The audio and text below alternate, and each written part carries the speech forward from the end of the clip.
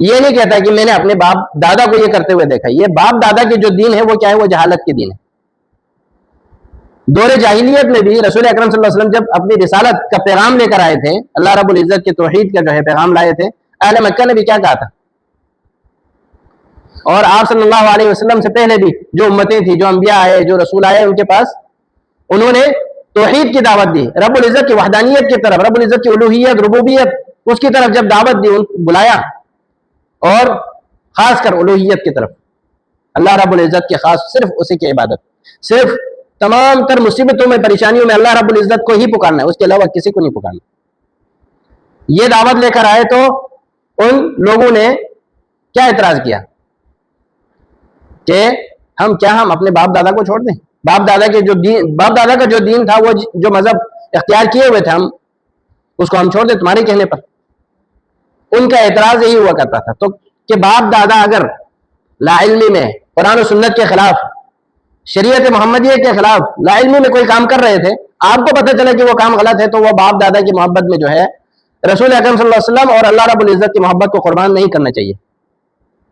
باپ دادا کی محبت کو قربان کر دو خدا اور رسول کی محبت میں. اس کا عکس ہو تو پھر بندہ جو ہے اس کی دنیا و آخرت دونوں تباہ ہو جاتی ہے, اور وہ مصیبتوں پریشانیوں کے لیے پھر وہ تیار رہتا ہے.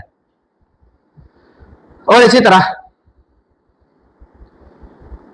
ہر معاملے میں, کوئی دنیاوی معاملہ ہو, دینی معاملہ ہو, ہر معاملے میں رسول اللہ صلی اللہ علیہ وسلم کو جو ہے اپنا حاکم ماننا,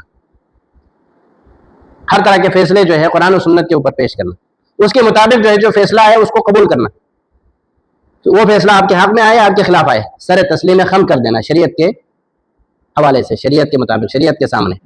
اللہ رب العزت نے ارشاد فرمایا کہ فلا وربک لا یؤمنون حتى يحكموك فيما شجر بینہم.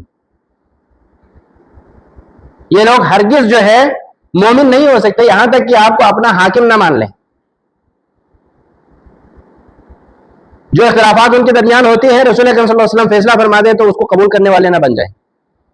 آج دنیا میں جو ہے بہت سارے اختلافات ہوتے ہیں, قرآن و سنت کے مطابق جو ہے وہ فیصلے کیے جاتے ہیں, لوگوں کو قبول نہیں ہوتا. اور اسی وجہ سے جو ہے ہمارے ممالک میں جو نظام ہے, جو قانون ہے, کہاں کا ہے؟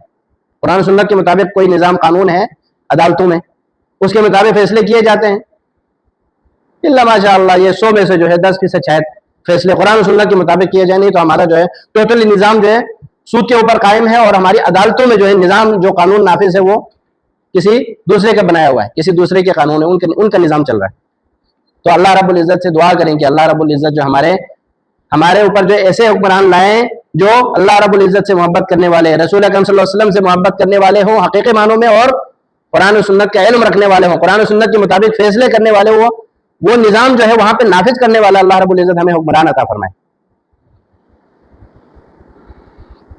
تو رسول اکرم صلی اللہ علیہ وسلم سے محبت, اس کے علامات میں سے کیا ہے؟ جب آپ صلی اللہ علیہ وسلم کا نام لیا جائے تو آپ پر درود بھیجنا. جب آپ کے سامنے کوئی کہے کہ محمد صلی اللہ, آپ نے صلی اللہ علیہ وسلم, اور اسی طرح کوئی رسول اللہ کہے تو آپ نے صلی اللہ علیہ وسلم. اللہ کے نبی صلی اللہ علیہ وسلم نے ارشاد فرمایا کہ البخیل من ذکرت عنده فلم يصلی علیہ. کنجوس انسان وہ ہے, بخیل, کہ جس کے پاس میرا نام لیا جائے اور وہ مجھ پر درود نہ بھیجے. اور ایک اور حدیث میں فرمایا کہ اس کا ناک خاک آلود ہو جائے کہ اس کے پاس, اس کے سامنے میرا نام لیا جائے اور وہ مجھ پر درود نہ بھیجے.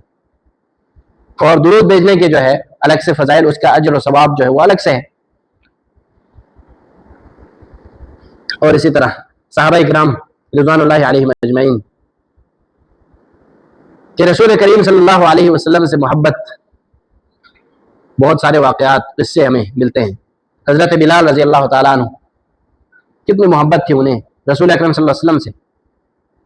جب آپ علیہ الصلوۃ والسلام دنیا سے چلے گئے, رخصت ہو گئے, تو حضرت بلال نے جو ہے اذان دینی چھوڑ دی. وہ اذان نہیں دے سکے کہ جب ان کا نام لیا جاتا محمد رسول اللہ کہتے, وہ ادا نہیں کر سکتے.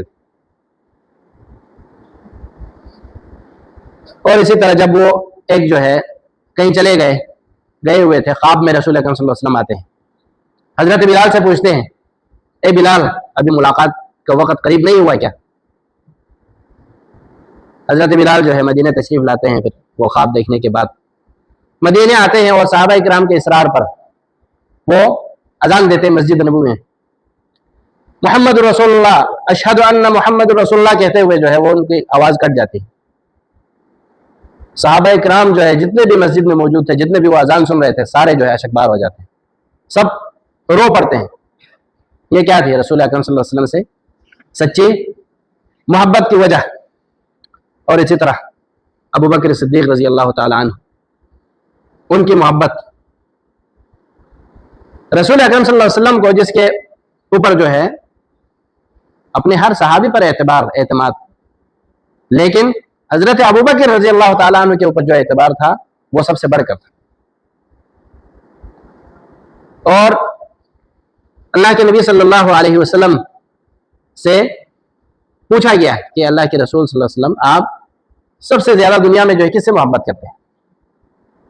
تو رسول اکرم صلی اللہ علیہ وسلم نے فرمایا کہ عائشہ سے محبت کرتے ہیں۔ سب سے زیادہ جو محبوب ہے نبی اکرم صلی اللہ علیہ وسلم کے ہاں وہ عورتوں میں جو حضرت عائشہ جو ان کی زوجہ ہے اور امہات المومنین، ام المومنین ہے حضرت عائشہ رضی اللہ عنہ۔ پوچھنے والے نے، سوال کرنے والے نے پوچھا کہ مردوں میں سے کون ہے؟ آپ نے فرمایا کہ ابوہا، عائشہ کا باپ ہے حضرت ابو بکر۔ مردوں میں جو ہے تمام صحابہ کرام میں سب سے بڑھ کر جو ہے محبت رسول اکرم صلی اللہ علیہ وسلم کو جس سے تھی وہ حضرت ابو بکر صدیق رضی اللہ تعالیٰ عنہ۔ ہجرت کرتے ہوئے مکے سے مدینے کی طرف، ہجرت کا واقعہ بھی جو ہے بڑا مشہور ہے۔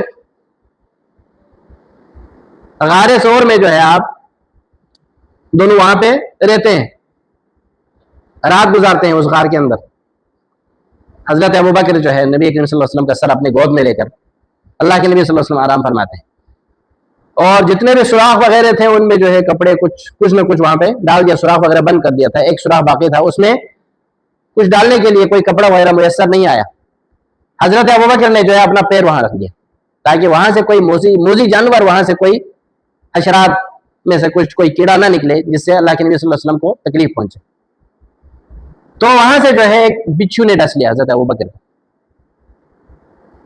بچھو نے ڈس لیا۔ حضرت ابو بکر جو ہے بالکل حرکت انہوں نے نہیں کی تاکہ اللہ کے نبی صلی اللہ علیہ وسلم کے آرام میں خلل نہ پڑے، اتنی محبت تھی۔ اور اس ڈسنے کی جو ہے درد کی وجہ سے آپ کی آنکھوں سے آنسو بہ پڑے۔ وہ روایات میں آتا ہے کہ وہ آنسو جو اللہ کے نبی صلی اللہ علیہ وسلم کے چہرے مبارک پر گرا، آپ اس جو ہے آنسو کی وجہ سے آپ جاگ گئے۔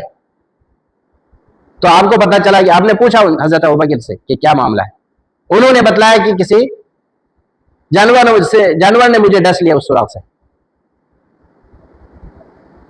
یعنی اپنی جان کی فکر نہیں تھی، رسول اکرم صلی اللہ علیہ وسلم کے محبت میں جو ہے اپنی جان تک قربان کر دیتے تھے۔ یہ حضرت ابوبکر صدیق رضی اللہ تعالیٰ عنہ کا واقعہ ہے۔ اس کے علاوہ بھی جو ہے بہت سارے واقعات حضرت ابوبکر کے حوالے سے۔ اور حضرت طلحہ رضی اللہ تعالیٰ عنہ، غزوہ احد میں حضرت طلحہ اللہ کے نبی صلی اللہ علیہ وسلم کے سامنے جو ہے ڈال بن جاتے، اور جو بھی تیر کفار مکہ، مشرکین مکہ کے جو اصل ٹارگٹ تھا وہ کون تھا؟ وہ اللہ کے نبی صلی اللہ علیہ وسلم کو ختم کرنا چاہتے تاکہ توحید کی دعوت دینے والا یہ دنیا میں نہ رہے اور ان کا کام آسان ہو جائے۔ انہوں نے جو ہے بھرپور کوشش کی، تیروں کی جو ہے بچھاڑ کر دی۔ حضرت طلحہ رضی اللہ تعالیٰ عنہ نبی اکرم صلی اللہ علیہ وسلم کے سامنے جو ہے اپنے پیڑ ان کی طرف کر کے سارا زخم جو ہے خود سہ لیتے ہیں اللہ کے نبی صلی اللہ علیہ وسلم کو بچانے کے لیے۔ یہ ان کی محبت تھی رسول اکرم صلی اللہ علیہ وسلم کے ساتھ۔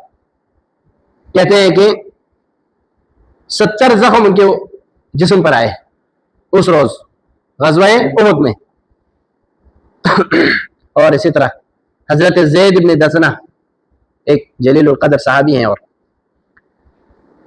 کہ مشرکین نے ان کو گرفتار کر لیا، اور جب ان کو جو ہے سولی پر چڑھایا، انہیں شہید کر رہے تھے، مشرکین پوچھتے ہیں کہ تمہارے دل میں ایسی خواہش ہے کہ تمہارے جگہ پہ محمد ہو اور تمہیں چھوڑ دیا جائے، تمہیں آزاد کر دیا جائے؟